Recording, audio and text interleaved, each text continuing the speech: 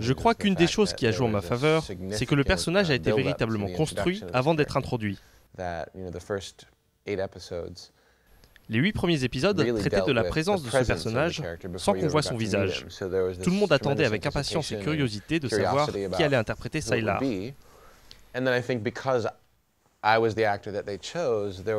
Ils ont tous été surpris par le fait que ce soit moi. Quand je suis arrivé pour mon premier jour de tournage, je ne l'ai appris que plus tard, mes collègues ont discuté avec les producteurs et se disaient « Quoi? C'est lui? Sans rire ?» Ils avaient dépeint un personnage si sombre, si menaçant, si imposant au cours des 8 premiers épisodes, et finalement j'apparais dans ma première scène sous les traits de cet horloger qui a l'air tellement gentil, Gabriel Gray. La juxtaposition de ces deux éléments était quelque chose que les gens attendaient avec impatience. Je n'aurais jamais pu me douter d'un tel succès, sûrement pas, mais j'en suis très reconnaissant.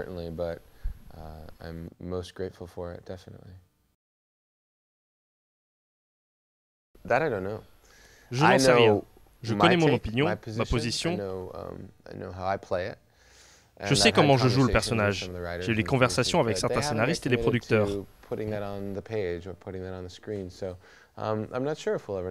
Mais ils ne sont pas encore prêts à l'écrire ou à le montrer sur écran. Je pense que garder le mystère est aussi fascinant que de savoir, pour le public, mais pour moi aussi. Ce sera une question à poser à Loeb ou à Kring.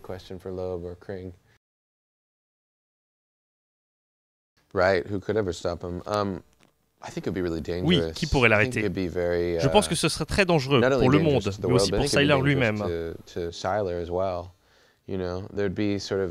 Pendant toute la première saison, Peter s'est battu avec ce pouvoir, avec l'idée d'exploser. À la fin de l'épisode 11, il s'évanouit avant d'être capable de maîtriser son pouvoir, de le contrôler. Cela met en danger sa santé.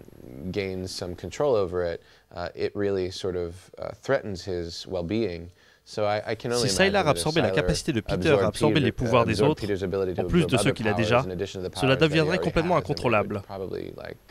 Mais nous verrons peut-être ça, quand je l'aurai tué.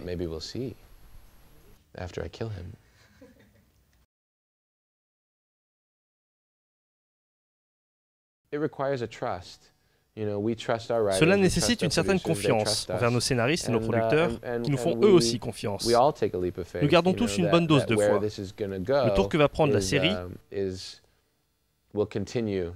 continuera d'être passionnant, stimulant et gratifiant. Et jouer chaque épisode uniquement avec les informations que l'on a, c'est plutôt euphorisant. Parce que 2 épisodes plus tard, il peut y avoir une toute nouvelle lumière sur la scène ou la relation que vous aviez dans un épisode précédent. Et c'est vraiment cool, vraiment unique. Peu de séries sont basées sur ce genre de structure.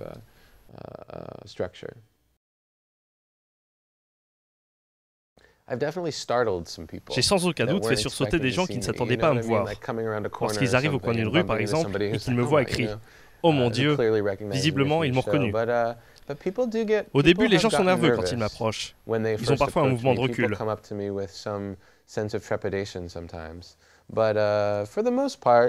Mais en général, comme je suis très différent de mon personnage, je suis plutôt quelqu'un de gentil, d'avenant, d'accessible.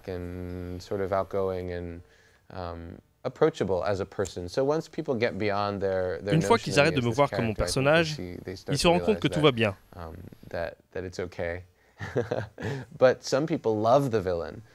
Mais certaines personnes adorent le méchant. Alors ils sont surexcités quand ils me rencontrent, ils s'enflamment. Les gens adorent détester le bad guy. Alors être le bad guy que les gens aiment détester, c'est vraiment génial. J'adore ça. Is a really good place to be. I'm happy to be here.